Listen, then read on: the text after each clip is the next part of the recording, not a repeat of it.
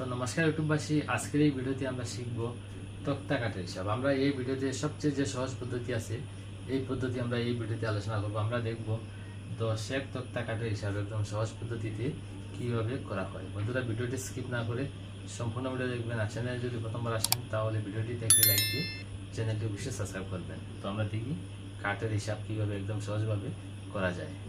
বন্ধুরা, এখানে দেখতে পাচ্ছেন তক্তার সাইজ আছে, পাশে আছে 10 ইঞ্চি এবং তক্তার হাইট আছে 1 ইঞ্চি আর লম্বাতে আছে 15 ফুট।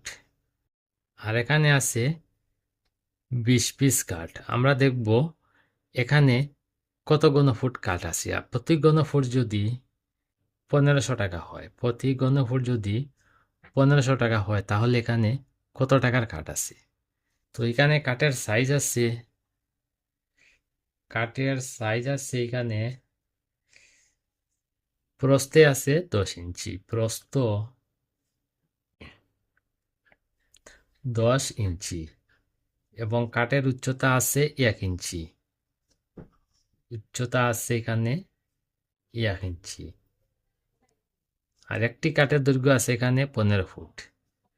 দৈর্ঘ্য একটি কাঠের দৈর্ঘ্য আছে 15 ফুট। আর 20 পিস কাঠের দৈর্ঘ্য হবে, একটি কাঠের দৈর্ঘ্য যদি 15 ফুট হয় তাহলে 20 পিস কাঠের দৈর্ঘ্য হবে 300 ফুট লম্বা। এবার আমরা সূত্র বসাবো। যে সূত্রে সবচেয়ে সহজভাবে বের করা যায় কাঠের হিসাব, এই সূত্র আমরা ব্যবহার করব। তো সূত্রটি হচ্ছে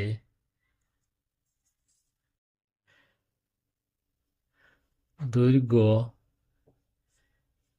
পূরণ প্রস্থ পূরণ উচ্চতা। আর নিচে বসাবো আমরা 144। তো একটি কাঠের দৈর্ঘ্য যদি 15 ফুট হয়, এখানে আছে 20 পিস কাঠ।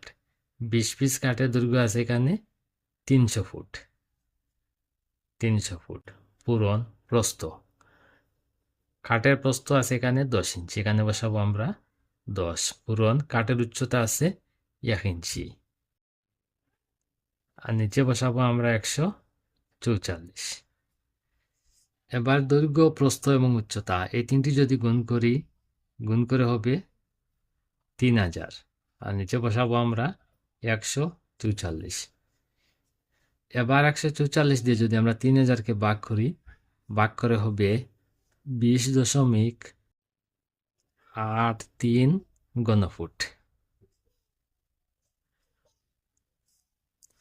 তো এই 20 পিস কাঠের ঘনফুট পেলাম আমরা 20.83 ঘনফুট। এবার আমরা দেখব প্রতি ঘনফুট যদি 1500 টাকা হয় তাহলে এখানে কত টাকার কাঠ আছে। তো আমরা এখানে টোটাল পেলাম 20.83 ঘনফুট। এর সাথে পূরণ করব আমরা 1500।